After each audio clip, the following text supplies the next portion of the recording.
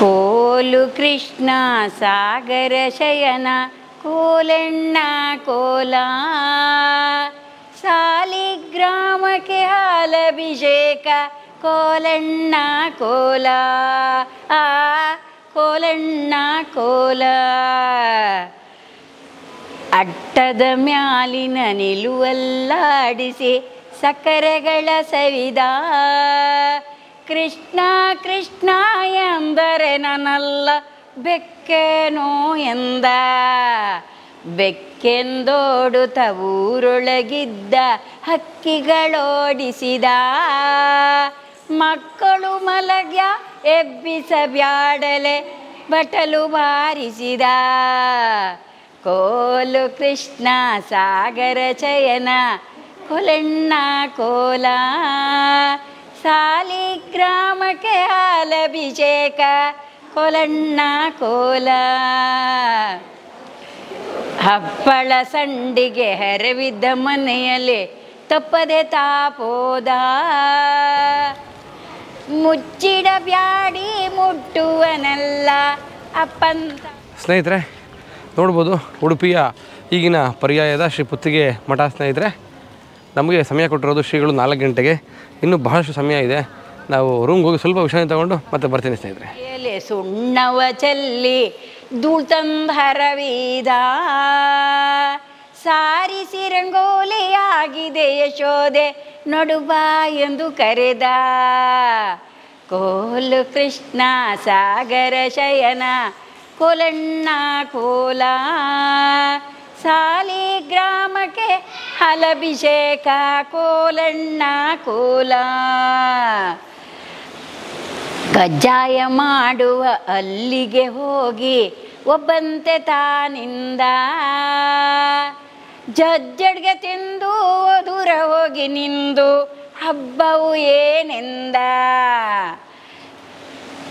ಒಬ್ಬನೇ ತಿಂದು ಒಳಗಿದ್ದವರಿಗೆ ಜಿಬ್ಬನು ತೋರಿಸಿದ ಮೊಜ್ಜಿಗೆ ಕಳ್ಳನ ಹಿಡಿ ಎಂದರೆ ನಿಮ್ಮ ಅಜ್ಜನ ಮಗನೆಂದ ಕೋಲು ಕೃಷ್ಣ ಸಾಗರ ಶಯನ ಕೋಲಣ್ಣ ಕೋಲ ಸಾಲಿಗ್ರಾಮಕ್ಕೆ ಹಾಲಭಿಷೇಕ ಕೋಲಣ್ಣ ಕೋಲ ಅಭಿಷೇಕಕ್ಕೆಂದು ಅಗ್ರೋದಕ ತಂದರೆ ಆಚಮನ ಮಾಡಿದ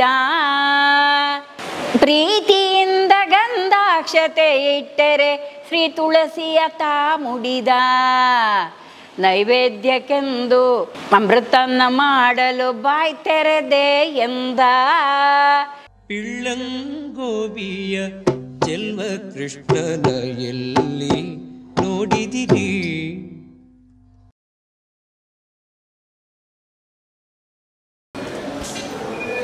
ಸರ್ ಇದು ಉಡುಪಿ ಕೃಷ್ಣ ಮಠ. ಇದು ಉಡುಪಿ ಕೃಷ್ಣ ಮಠ. ಮೂಲ ಮಠ. ಇಲ್ಲಿ ಹೋಗೋಣ ಮಧ್ವ ಅವರ. ನಮಸ್ಕಾರ.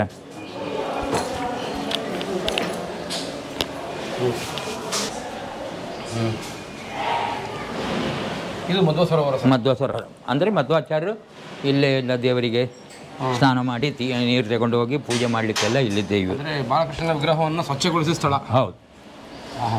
ಅವತ್ತಿಂದು ಹೀಗೆ ಇದೆ. ನೀರು ಕಡಿಮೆ ಆಗೋದೇ ಇಲ್ಲ.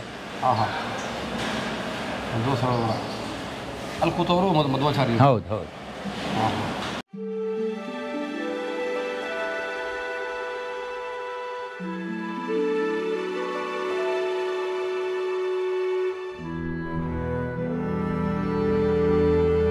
ದೇವ್ರು ನೋಡೋಣ.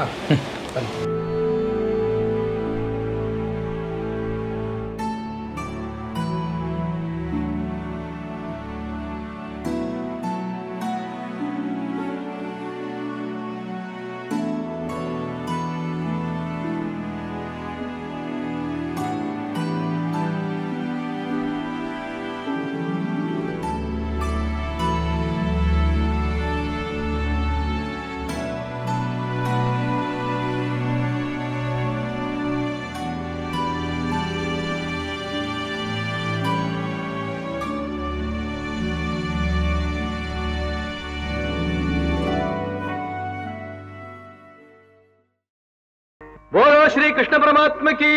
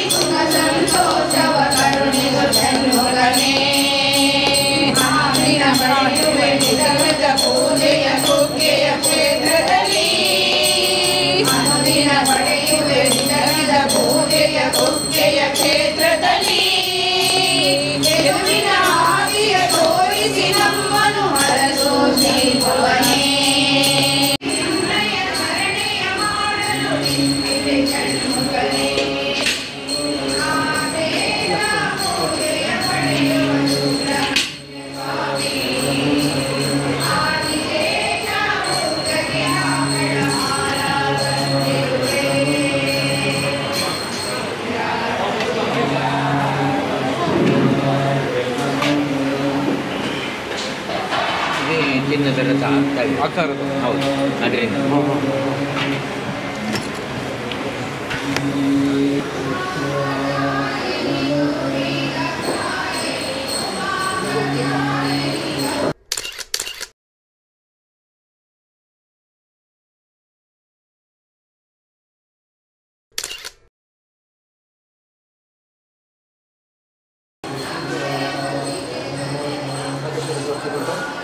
ಹಾಂ ಹಾಂ ಒಂದು ಇಲ್ಲಿ ನಿಂತಿಗೆ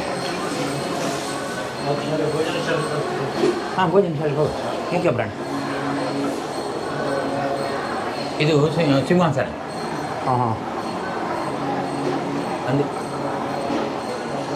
ಅವರು ಮಧ್ವಾಚಾರ್ಯ ಕೊಟ್ಟಿದ್ದು ಪಟ್ಟದ ದೇವರು ಇಲ್ಲಿರುತ್ತೆ ಈ ಪರ್ಯಾಯದಲ್ಲಿ 2 ವರ್ಷ ಅವರದ್ದು. ಹೀಗೆ ನೀವು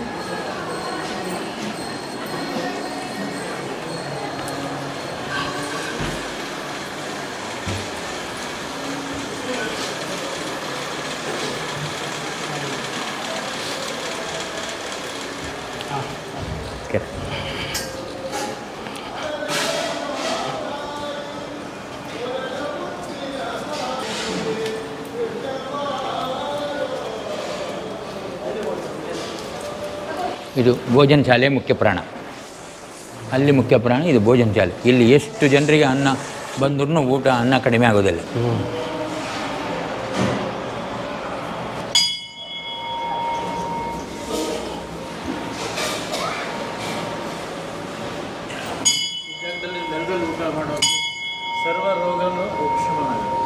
ಇಲ್ಲಿ ಅದು ಆ ಕಡೆ ಹಾಲು ನೆಲದಲ್ಲಿ. ಇವತ್ತಿಲ್ಲ ಅದು, ಇವತ್ತಿಲ್ಲ ಅದು, ಇವತ್ತು ಆಗಿರ್ಬೋದು. ಓಹೋ ಹೋ. ಇದು ಮಧ್ವ ಮಂಟಪ. ಇಲ್ಲೆಲ್ಲ ಕೆಲವು ಪ್ರೋಗ್ರಾಮ್ಗಳು ಅದು ಇದು.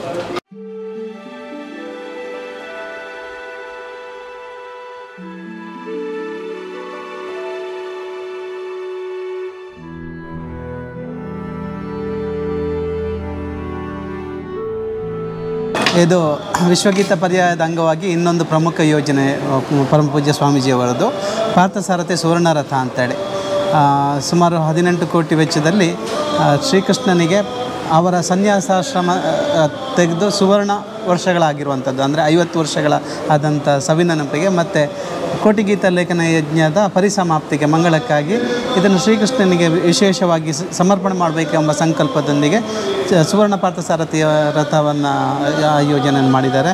ಅದಕ್ಕೆ ಭಕ್ತಾದಿಗಳು ಚಿನ್ನದ ರೂಪದಲ್ಲಾದರೂ ಕೊಡ್ಬೋದು, ಹಣದ ರೂಪದಲ್ಲಾದರೂ ಕೊಡ್ಬೋದು. ಒಂದೊಂದು ಪಾರ್ಟ್ಗಳನ್ನು ಬೇಕಾದರೆ ಸ್ಪಾನ್ಸರ್ ಕೂಡ ಮಾಡ್ಬೋದು, ಹಾಗೆ ಪ್ರಾಯೋಜಕತ್ವ ಮಾಡ್ಬೋದು. ಇದನ್ನು ಮಾಡಿ ಪುಣ್ಯ ಕಟ್ಕೊಳ್ಬೋದು. ಇದೊಂದು ಶಾಶ್ವತ ಸೇವೆ ಥರ. ರಥ ಅದನ್ನು ಮಾಡೋಕ್ಕಾಗಲಿಲ್ಲ ಅಂದರೆ ಭಗವದ್ಗೀತೆ ಪುಸ್ತಕ ಕೊಂಡುಕೊಂಡು ಕಾಪಿ ಮಾಡ್ಬೋದು. ಅದನ್ನು ಮಾಡ್ಕೊ. ಅದು ಇನ್ನೊಂದು ಕೋಟಿಗೀತ ಲೇಖನ ಯಜ್ಞ, ಅದೊಂದು ಜ್ಞಾನ ಯಜ್ಞ ನಡೀತಾ ಇರುವಂಥದ್ದು, ಲೋಕ ಕಲ್ಯಾಣಕ್ಕಾಗಿ, ಆತ್ಮೋದ್ಧಾರಕ್ಕಾಗಿ.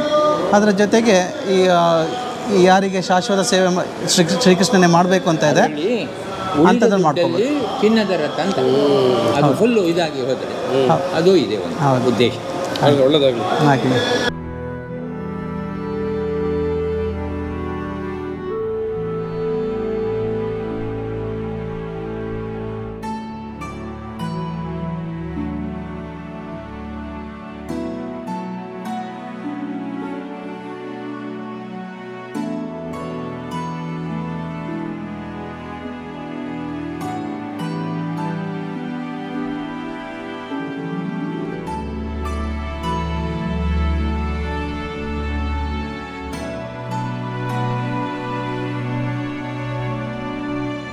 ಶ್ರೀಕೃಷ್ಣ ಮಠದ ಮುಖ್ಯ ಕಾರ್ಯಾಲಯ ಅಂದರೆ ಬಡಗು ಮಾಳಿಗೆ. ಇಡೀ ಎಲ್ಲ ಕ್ಷೇತ್ರ, ಎಲ್ಲ ಕಾರ್ಯಾಚರಣೆ ಏನು ನಡೀತದೆ ಅದರ ಮುಖ್ಯ ಕೇಂದ್ರ ಬಿಂದು ಇದಾಗಿದೆ ಬಡಗು ಮಾಳಿಗೆ ಆಫೀಸು. ಇಲ್ಲಿ ಅಂದರೆ ಮೇಯ್ನ್ ಎಲ್ಲ ಕಾರ್ಯಕರ್ತರು ಮತ್ತು ಸಾಮಗ್ರಿಗಳು ಎಲ್ಲ ಸ್ಟೋರೇಜ್ಗಳು ಈ ಬಿಲ್ಡಿಂಗಿನ ಇದರಲ್ಲಿ ಬರ್ತದೆ. ಸ್ಟಾಫು ಎಲ್ಲರೂ ಇದರಲ್ಲೇ ಇರ್ತಾರೆ. ಅದಕ್ಕಾಗಿ ಇದು ಮೇಯ್ನು ಸೆಂಟರ್ ಆಗಿ ಮಾಡಿದ್ದಾರೆ.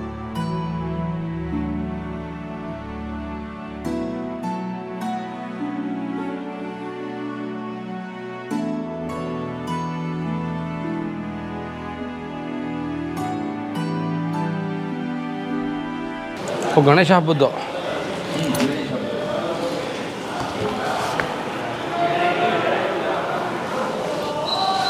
ಬಡಗು ಮಾಳಿಗೆ. ಬಡಗು ಅಂದ್ರೆ ಪಶ್ಚಿಮ ಅಂತ. ಹೌದು. ಹಾಂ ಹಾಂ. ಇಲ್ಲಿಯ ವೈಶಿಷ್ಟ್ಯ ಏನು ಅಂತಂದರೆ,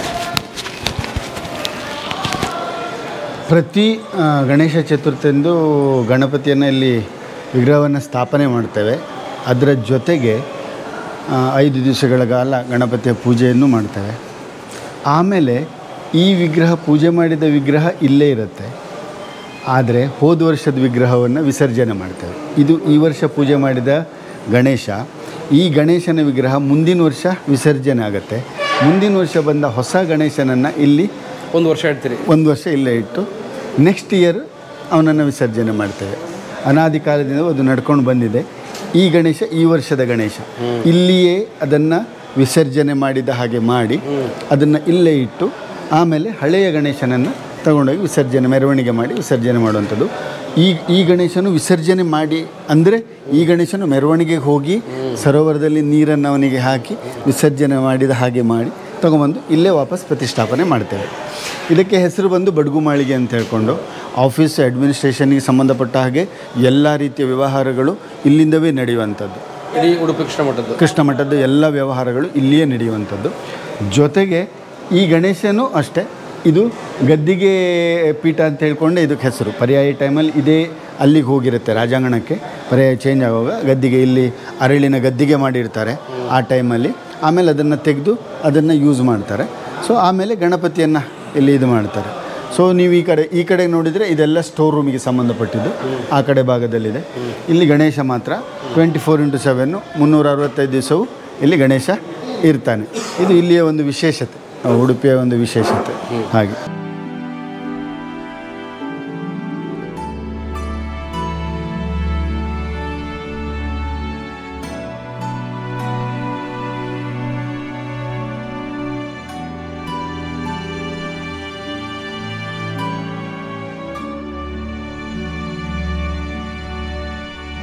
ಇದು ದಿನನಿತ್ಯ ಬೇಕಾಗುವಂತಹ ಎಲ್ಲ ಸಾಮಗ್ರಿಗಳು ಜಾಸ್ತಿ ಈಗ ಮಳೆಗಾಲ ಆದದ್ರಿಂದ ಈಗ ಜಾಸ್ತಿ ಈಗ ಯಾವುದೇ ರೀತಿ ತರಕಾರಿಗಳನ್ನು ಜಾಸ್ತಿ ಇದು ಮಾಡಲ್ಲ. ಭಕ್ತರಿಗೆ ಊಟ ಹೌದು ಪ್ರತಿ ದಿವಸ ಭಕ್ತರಿಗೆ ಬೇಕಾಗುವಂಥ ಎಲ್ಲ ಊಟದ್ದು ಬೇಕಾಗುವ ಎಲ್ಲ ಸಾಮಾನುಗಳು ಅದು ಇದೆಲ್ಲ ಒಳಗಡೆಗೆ ಸ್ಟೋರ್ ರೂಮಿಗೆ ಸಂಬಂಧಪಟ್ಟ ಹಾಗೆ ಇಲ್ಲಿ ಎಲ್ಲ ದಿನಸಿ ಸಾಮಾನುಗಳೆಲ್ಲ ಇಲ್ಲಿರುತ್ತೆ.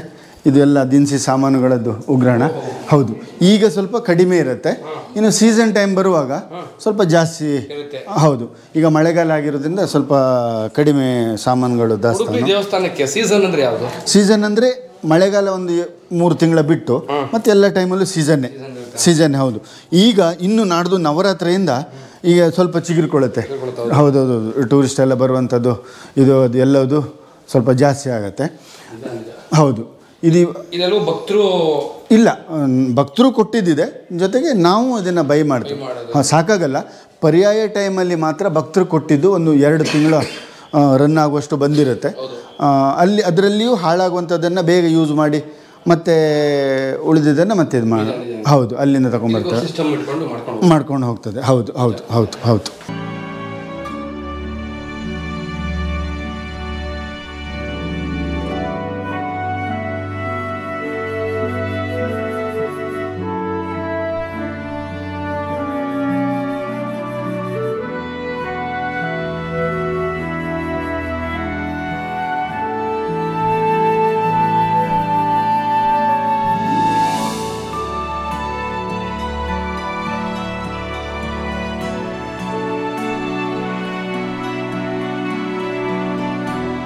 ಇದು ಆಡಳಿತ ಕಚೇರಿ ಕೂಡ ಇದೆ. ಹೌದೌದು ಹೌದೌದು. ಈ ಕಡೆ ಲೈನಿಗೆ ಬಂದರೆ ದಿವಾನರು ಮತ್ತು ಪ್ರಧಾನ ಕಾರ್ಯದರ್ಶಿಗಳು ಇವರೆಲ್ಲ ಇರ್ತಾರೆ. ಈ ಕಡೆ ಬಂದರೆ ನೀವು ಆಲ್ರೆಡಿ ಈಗ ಹೌದು ಆಡಳಿತಾಧಿಕಾರಿಗಳ ಹತ್ರ ಮಾತಾಡಿದ್ರಿ. ಸೊ ಅವ್ರ ಹತ್ರ ಮಾತಾಡಿದ್ರಿ ಈಗ ನೀವು. ಅಕೌಂಟ್ಸಿಗೆ ಸಂಬಂಧಪಟ್ಟ ಹಾಗೆ ಮೇಲ್ಗಡೆಗೆ ಒಂದು ರೂಮಲ್ಲಿ ಅಕೌಂಟ್ಸಿಗೆ ಸಂಬಂಧಪಟ್ಟ ಹಾಗಿದೆ, ಮತ್ತು ಮೇಲ್ಗಡೆಗೆ ಊಟದ ಹಾಲು ಇದೆ.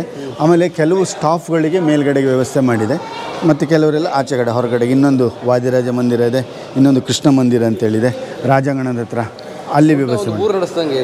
ಹಾಂ, ಇದೊಂದು ದೊಡ್ಡ ಸಾಮ್ರಾಜ್ಯ ಸರ್. ಈಗ ಒಂದು ಲೆಕ್ಕದಲ್ಲಿ ನೀವು ಥಿಂಕ್ ಮಾಡಿದರೆ ಧರ್ಮಸ್ಥಳ ಒಂದು ರೀತಿಯಲ್ಲಿ, ಆಮೇಲೆ ಸುಬ್ರಹ್ಮಣ್ಯ ದೇವಸ್ಥಾನ ಒಂದು ರೀತಿಯಲ್ಲಿ, ಸೊ ಉಡುಪಿ ಕೃಷ್ಣ ಒಂದು ರೀತಿಯಲ್ಲಿ, ಈ ನಮ್ಮ ದಕ್ಷಿಣ ಕನ್ನಡ ಆಲ್ಮೋಸ್ಟ್ ಈ ಕರ್ನಾಟಕ ಈ ಕರಾವಳಿ ಭಾಗದಲ್ಲಿ ಈ 3 ದೇವಸ್ಥಾನಗಳು ಒಂದು ರೀತಿಯ ಆಡಳಿತ. ಹೌದೌದೌದೌದು. ಪ್ರತಿ ದಿವಸ ಊಟ ಇರ್ಬೋದು, ಅನ್ನಪ್ರಸಾದ ಇರ್ಬೋದು, ಆಮೇಲೆ ಬರುವ ಭಕ್ತಾದಿಗಳಿಗೆ ಬೇಕಾದ ವ್ಯವಸ್ಥೆಗಳಿರ್ಬೋದು, ಎಲ್ಲವೂ ನೀಟಾಗಿ ವಿದ್ಯಾಸಂಸ್ಥೆಗಳು ಇದ್ದಾವೆ.